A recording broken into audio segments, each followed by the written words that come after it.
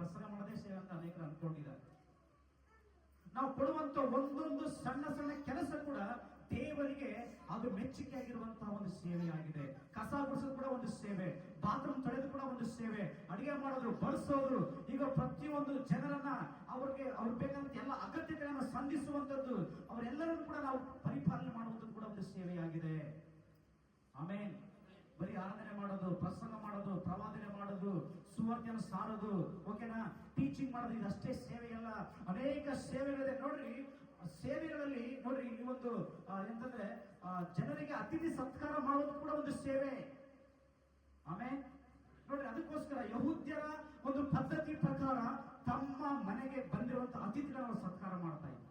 So ಯೇಸು ಕ್ರಿಸ್ತನು ಆತನ ಒಂದು ಕಾನಾ ಊರಿಗೆ ಹೋದಾಗ, ಆತನ ಒಂದು ಮದುವೆಗೆ ಆತನ ಇನ್ವೈಟ್ ಮಾಡಿದಾಗ ಅಲ್ಲಿರುವಂತಹ ಒಂದು ಕೊರತೆ ಏನಂತಂದ್ರೆ ಆ ಒಂದು ದ್ರಾಕ್ಷರಸ ಸಂಪೂರ್ಣ ಖಾಲಿಯಾಗಿ ಹೋಗಿತ್ತು. ಆ ದ್ರಾಕ್ಷರಸವನ್ನ ತುಂಬಿಸಲಿಕ್ಕೆ ಯೇಸು ಕ್ರಿಸ್ತನು ಆತನ ಅದ್ಭುತವನ್ನ ಮಾಡೋದು ನೋಡ್ತಾ ಇದ್ದೇವೆ. ಅಲ್ಲಿ ಕೆಲವೊಂದು ಕಲ್ಲಿನ ಬಾಣೆಗಳಿಂದ ನೋಡ್ತೇವೆ. ಆ ಕಲ್ಲಿನ ಬಾಣೆಗಳು ಯಾಕೋಸ್ಕರ ಇಟ್ಟಿದ್ರೆ ಗೊತ್ತಾ? ತಮ್ಮ ಮನೆಗೆ ಬರುವಂತಹ ಅತಿಥಿಗಳ ಕಾಲನ್ನು ತೊಳೆದುಕೊಳ್ಳಲಿಕ್ಕೋಸ್ಕರ ನೀರನ್ನ ಆ ಒಂದು ಬಾಣೆಗಳಲ್ಲಿ ತುಂಬುತ್ತಾ ಇದ್ವಿ. ಈಗ ಕೂಡ ನೀವು ಅನೇಕ ಹಳ್ಳಿಗಳಲ್ಲಿ ನಿಮ್ಮ ಮನೆ ಹೊರಗಡೆ ಒಂದು ಮಡಿಕೆ ಇಟ್ಟಿರೋದು ನೋಡಿರ್ಬೋದು ನೀವು. ಎದಕ್ಕೋಸ್ಕರ ಅಂದ್ರೆ ಬರುವಂತ ಅತಿಥಿಗಳಿಗೆ ಕಾಲು ತೊಳ್ಕೊಳ್ಳೋಕ್ಕೋಸ್ಕರ ನೀರು ಕೊಡ್ತಾರೆ.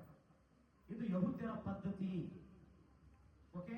ಸೊ ಯೇಸು ಕ್ರಿಸ್ತನು ಮಾರ್ತ ಮತ್ತು ಮರಿಯಳ ಒಂದು ಊರಿಗೆ ಹೋದಾಗ, ಬೇತಾನ್ಯಕ್ಕೆ ಹೋದಾಗ, ಲಾಜರ ಸತ್ತೋಗಿರ್ತಾರಲ್ವಾ ಅವರ ಮನೆಗೆ ಹೋದಾಗ ಅಲ್ಲಿ ಕೂಡ ಆತನಿಗೆ ಅತಿಥಿ ಸತ್ಕಾರವನ್ನ ಮಾರ್ತ ಮರಿಯಳು ಮಾಡ್ಲಿಕ್ಕೆ ಮುಂದಾದ್ರು. ಯೇಸು ಸ್ವಾಮಿ ಮನೆಗೆ ಬಂದಾಗ ಮರಿಯಳು ಯೇಸು ಸ್ವಾಮಿ ಪಾದದಲ್ಲಿ ಕೂತ್ಕೊಂಡಿದ್ರು. ಮಾರ್ತಳು ಯೇಸು ಕ್ರಿಸ್ತನಿಗೆ ಏನಾದರೂ ಊಟವನ್ನು ಮಾಡಬೇಕೆಂಬುದಾಗಿ ಆಕೆ ಕೆಲವೊಂದು ಪ್ರಿಪರೇಷನ್ ಮಾಡ್ಕೊಳ್ತಾ ಇದ್ರು.